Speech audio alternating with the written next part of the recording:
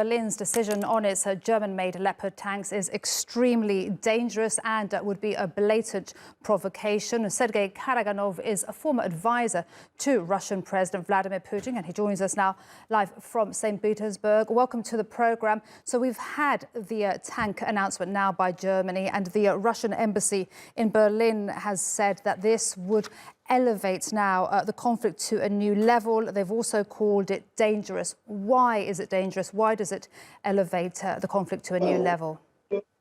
First of all, by the symbolic dangerous, whatever insignia there is on Leopard tanks, that means the German tanks are returning back again. They were thrown away and all the way to Berlin. I hope this time it will not be necessary for Russian tanks to march down under the Linden again. But I hope the Germans will come to, and others in Europe will come to their senses. Now they are trying, using the Ukrainians as their cannon fodder, the same way they used Ukrainian alternationist, fascist troops, which and organizations which are now the heroes of this regime in the fight against the Soviet Union. Of course, we shall destroy Ukrainian forces and forcefully demilitarize and denationalize.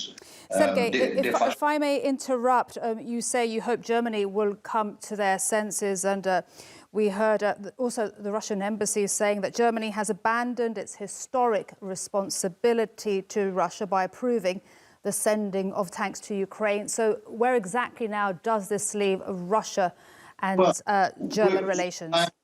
I'm not an official, but as I've said, Russian or Ukrainian armed forces, which are now called by our forces Germans, that's it, they're fighting Germans, will be destroyed, together with tanks. If there are more tanks or other serious weaponry, that only makes their agony longer, and increases the chance that Russia would have to use next level of violence, including against, of course, countries from what is next level violence? Sergey, what is next level violence? What do you mean by that? Well, you understand what I mean. If you could clarify, what is next level violence? The countries which are participating in a war, de facto, in a war with Russia, and these countries are de facto increasing their participation, are legitimate targets. They're legitimate targets. Just to clarify, now that we have these tanks being green-lighted, does this now mean that this war in Ukraine now moves to becoming a war between Russia and NATO? It has been the war from between Russia and the West from the beginning. The Ukrainians are marionettes or cannon fodder. The people are cannon fodder. The Ukrainian leadership are marionettes or mercenaries. So at the same time, the same happened during the previous World War, when German troops marched into Russia along with all kind of Hungarian, Romanian, Dutch, French, etc. troops. Sergey, you were President Putin's former advisor. If that were your role today, what would you be advising President Putin?